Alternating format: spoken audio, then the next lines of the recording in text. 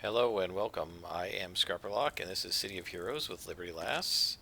I'm going to switch up her costume to the other variant, which is pretty similar, right? It just switched where the reds and the blues are, for the most part.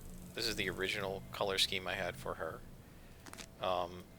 So, we are trying to save Lou's wife and daughter, and his shop seems to be in a weird brick building, although we are now in the warehouse, and the floor pattern is different here in the entrance. Um, they tried to make this seem like an auto garage, although it's really just a warehouse map. Let me take the minion out here first.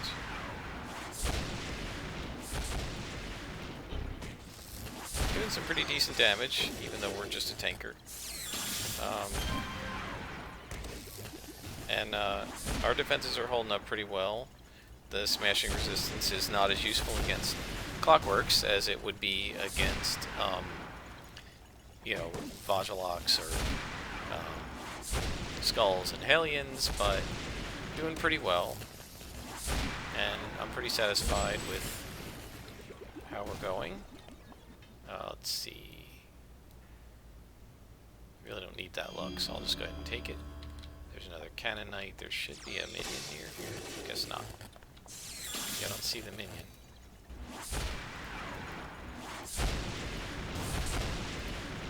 One big advantage of these powers is they do some decent knockdown.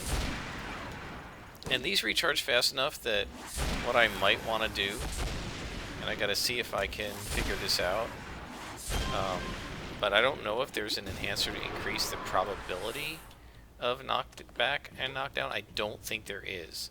But if there were, that would be worth getting for this character, because as a tanker, right, her being able to do a little bit of mezzing by knocking things down would be very useful to her teams.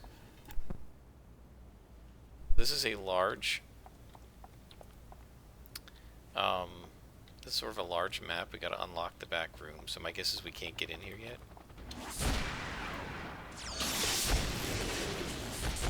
Knocked him down. Oh, but he went through the door. That's funny. Oh, we can get in here. And we got some yellow cons over here. Alright.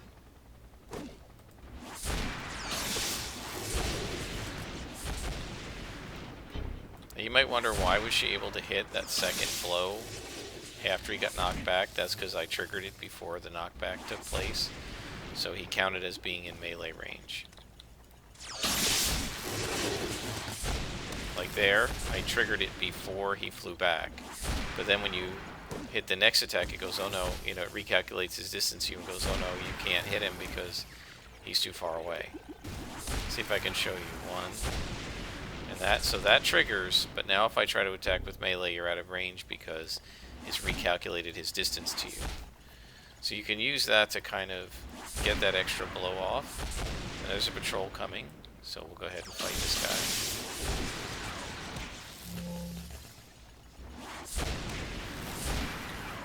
So that's another case. It's not just with one particular attack. That's just a way you can deal with.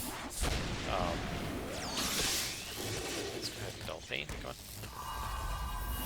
That should work pretty well. Fortunately, with dull paint, it's now recharging fast enough that I don't have to like try to save it for a crisis.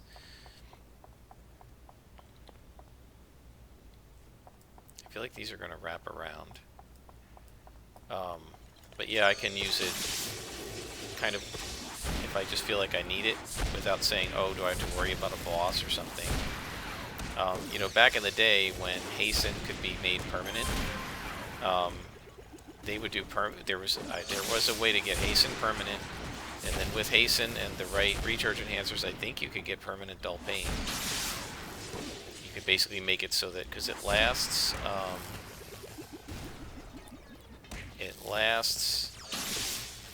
2 minutes.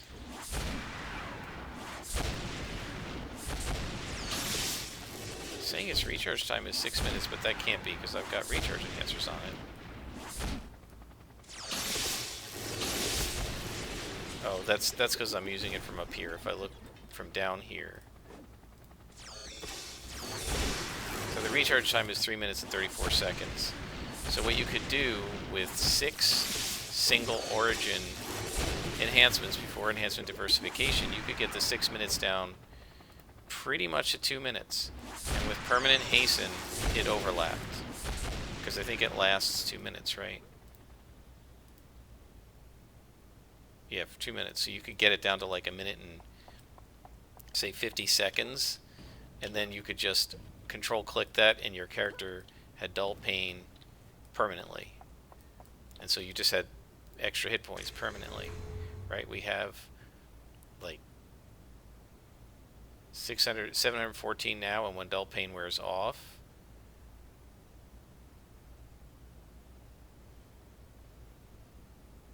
we're gonna have 510. So we got like 204 extra hit points at this level. Right? So you can imagine when we're like a 40th level tanker or something like that, you're going to be getting like 1,200, 1,500 extra hit points. So people judged it to be worth it. Now to do that, if you put 6 enhancements on it, you couldn't put any heal on it. So right now what Dull Pain does by default is it's about a 25% or 20% heal. If you put heal enhancers on it, you could get it with 3 of them, you could get it up to like a 40%, so you're doing more hit points. But the disadvantage of that was that you couldn't recharge it and make it permanent. Now, I don't know with Hasten, maybe you could put a little bit of heal enhancer on it. But what people used to do is they would use Hasten and recharge enhancers to make Dull Pain and then this power Unstoppable permanent. And what Unstoppable does is it like makes you really hard to hurt. And so basically they would juice their hit points by like 20%, and then they would buff their resistance by a huge amount, and they'd be sitting around 95% resistant with an extra like 2,000 hit points or something, and you just the tanker, an invuln tanker was basically unkillable. And so the developers had to nerf a lot of that stuff. And some of those nerfs are because it wasn't the way they'd intended you to play, but to be honest, some of those nerfs were because of PvP, right? Player versus player. If you're doing player versus player, you can't have a character that is so insanely defended that no matter what you do to him, you can't hurt him, right? You can have an invulnerable player against NPCs, but you can't have an invulnerable player against like an enemy blaster or an enemy controller or something, because then the controllers and blasters get annoyed. It's not a fair fight. And one of the things they did was they made it so that the Mez defense doesn't work as well against players. I'm not sure how this works because I've never done PvP. Like, I did it once for fun with a friend of mine.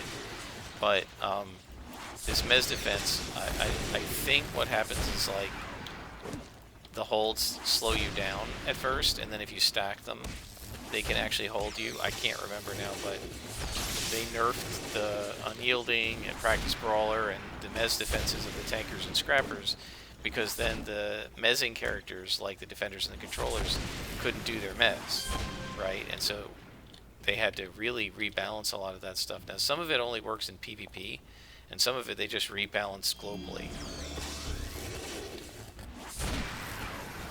So like the recharge rates of things like Unstoppable, if they change that, that was changed globally whether or not you're in PvP. That's one of the reasons I really didn't want PvP to come to this game, because I knew they were going to nerf things that were fine in PvE, just so that like the enemy can defeat you, you know. And since I don't play PvE, I don't need that to. I don't need to be controlled like that by the developers. I'm playing their game as intended against the NPCs, and I don't play players, so like I can't actually do anything that exploits and hurts a player. But you know, obviously not everybody plays that way, but it's always been my experience that player versus player considerations generally cause nerfs to the whole game, even parts of the game that have nothing to do with PvP. Right? And so that's why, frankly, I don't like PvP. because since I don't do, it's not just that I don't do it. Oh well, normally my instinct is, well, let people who want to PvP PvP, and people who don't. But what frustrates me is when my player versus environment, this kind of experience is degraded because they had to nerf. I mean, there was this huge defensive nerf, and I can't remember which issue it was, but there was an enormous nerf to the defenses. Like they cut, I think they cut all the defenses in half, like the resistances and stuff on every power. Just a global defensive nerf to scrappers and tankers. And this happened, I'm pretty sure, right before City of Villains came out. And they said, oh, we need to rebalance it for City of Villains. But I think it was transparently obvious that the reason they had to rebalance it was because in player versus player, they realized that the tankers were just so strong that blasters and controllers and dominators and stuff wouldn't be able to beat them. So they had to weaken the tankers and the scrappers so that they would be defeatable, right? And so one of the things they had to do was, you can't be running around 95% resistance, or that blaster with a 200 hit point attack is only going to be doing like 10 hit points to you. And when you've got 2,000 hit points because of permanent dull pain, 10 hit points is nothing. Meanwhile, you hit him and you take half his health bar out, right? And he has no defense.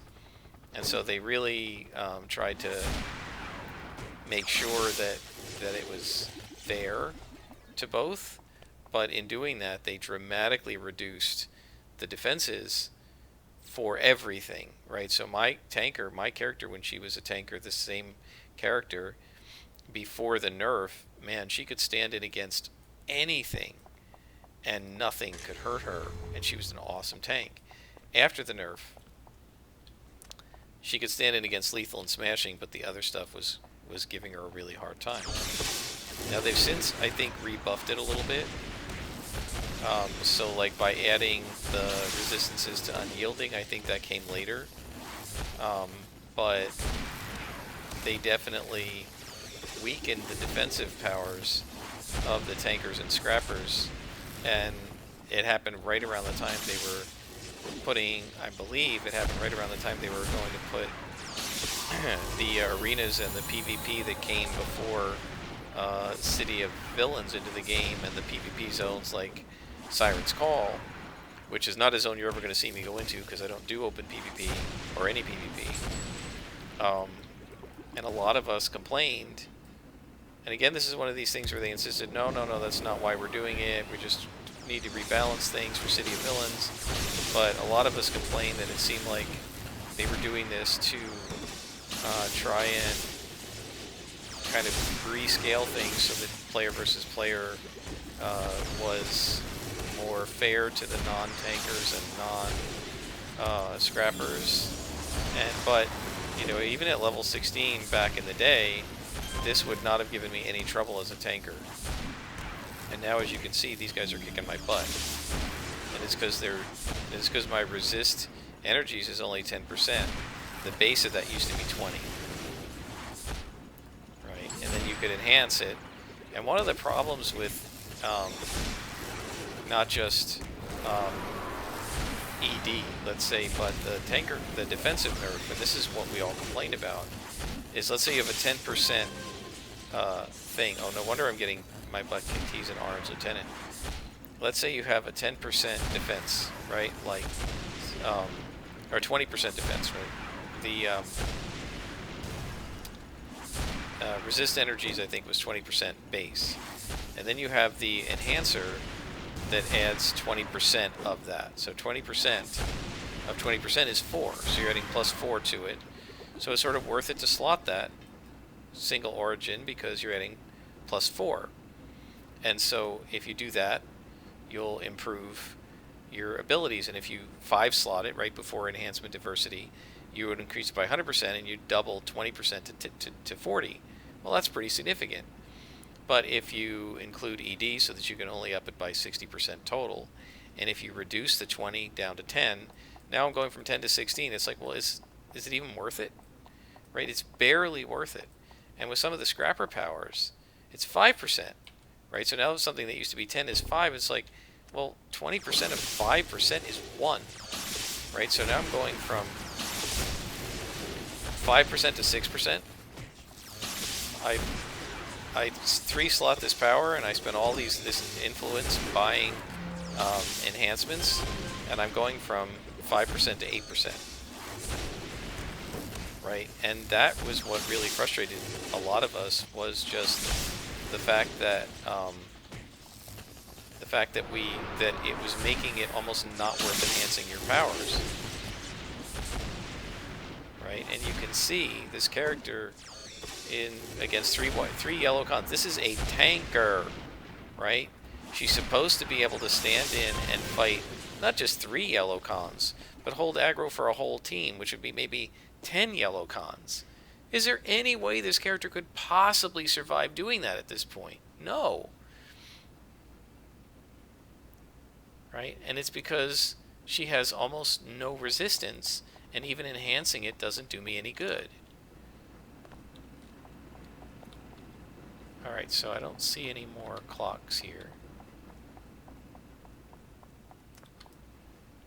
So we gotta go to this other section. It's really misleading that you gotta go here, but there's nothing there.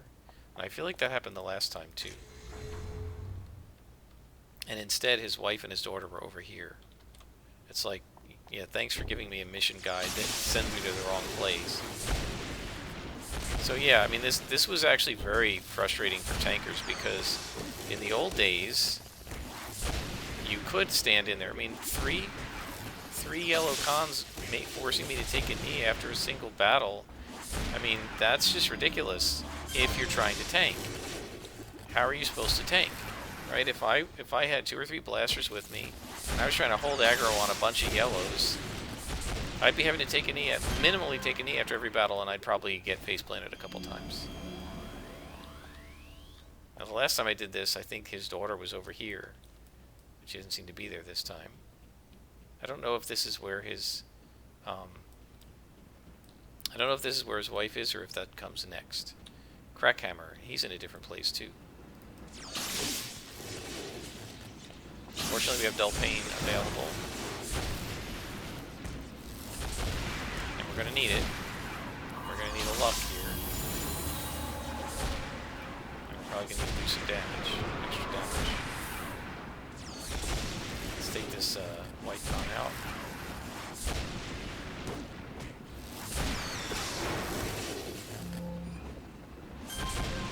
And back to him.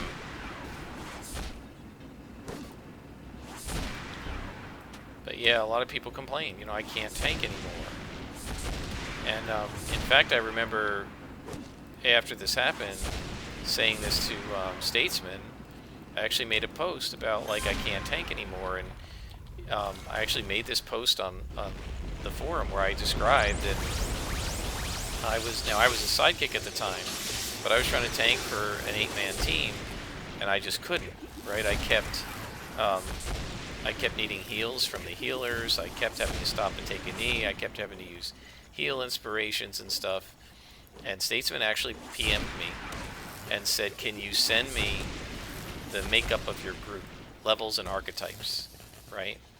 And so I sent it to him. I was an Invuln Fire tanker, and there was this person and that person and so forth. And to his credit, he actually took the combination of players, he and the other devs, 8 of them, he and 7 other devs got together, and they did the mission that I was complaining about, and they looked at how it worked, and Statesman played the tanker. And he then posted in the thread and said, okay, I tested this, and he admitted that he was, you know, constantly using inspirations and taking a knee and whatever, and he said, that's the way we want it to play. It's fine. Right now, I don't agree with him. I feel like as a tanker, I shouldn't be, you know, I shouldn't be constantly redlining. As a tanker, my health should stay up there, right? And not to say that they should never do any damage to me at all, but like literally every spawn he had to be healed, and he thought that was fine. Hey, I didn't die during the spawn, and that's all that matters. I'm like, well, the blasters didn't die either, right? But the question is, and one of the things he said he was doing was, oh, he was letting the controller go in and nail things, and he was letting one of the other characters, I don't know, the defender, take some of the damage and so forth. And he was like taking the lieutenants and sort of almost like off tanking, right? He was being very careful with the aggro and stuff. And I said, but that's not, a tanker should be able to dive in, taunt everything around, and then stand there and take it. And yes, at the end of the fight, you're tired and you're weakened, but you shouldn't be having to like be careful how much you aggro as a tanker. That's what blasters are supposed to do. Potentially that's what scrappers are supposed to do, controllers, defenders. But a tanker should not care how much aggro they've got. They should be able to hold tons of it. However, I did say, although I don't agree that that's the way a tanker should play, you know, it's their game, it's their design. I was greatly appreciative, and I very much respected the fact that he actually went and did the test and didn't just say, screw you guys, right? He actually went and tested it and said, this is working the way I want it to. This tanker is playing the way I envisioned. You know, we don't agree with that vision. We thought that vision doesn't make us feel very tanky, right? But that's not our call, right? It's his game and the other developers. And I was very appreciative of the fact that he actually took the time to PM me and then spent an hour and a half or something with the developers building characters of the right archetype, enhancing them, whatever they do, and then going into the mission and trying it out and to see what I was talking about. And he said, well, you know, essentially, I'm happy with the way it played. I'm sorry that you weren't, but this is how I want tankers to play. I said, okay, well, I'm not thrilled about that, but I do respect the fact that you tried, that you looked. All right, so now we're back to the same problem I had last time, where I found the wife, but not the daughter.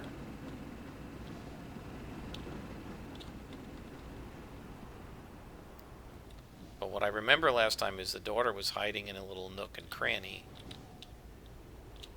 And I showed you where she was last time. Last time the wife was up here. I wonder, because the last time I was like, oh, I don't know where it is, how did I miss it? I wonder if these things don't completely spawn right sometimes.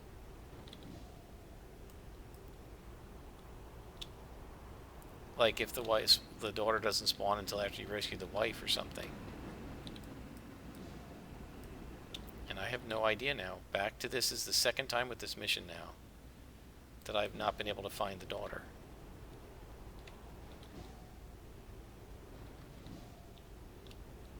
I'm sure she won't be over here.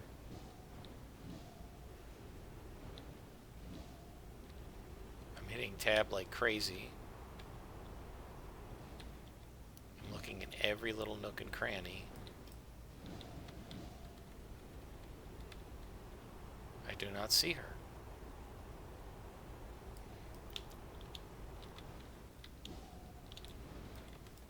I'm making sure I'm getting eyeballs on every wall. On every section. I wonder how aggravating this is for you guys watching when I can't find this stuff and you're screaming, it's there, it's there, it's right here, and you didn't see it. But I have no idea. I may have to abandon this mission because the last time I did it, the daughter was over here and she's clearly not there. She's not over here. This is another place NPCs spawn. She's not over here. She's not in here, right? She's not on this. Oh, there's an oscillator. There she is. I missed her. Behind these things. All right, we got her. Now, I was flying through this room hitting tab, so I don't know if I just missed it or if she actually spawns like after the mother is found or something. I don't know. Oh, this is the mom. Okay, so I got the daughter already. So I don't know. This is the end of the story arc, I believe. It is. We got 22 reward merits. Yes, your husband's safe, lady. And we will head out.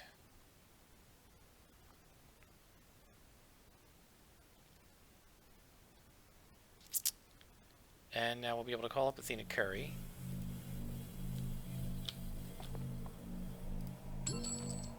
And we get the end of our mission, the end of our story arc. And we're very close, 1 bead from leveling.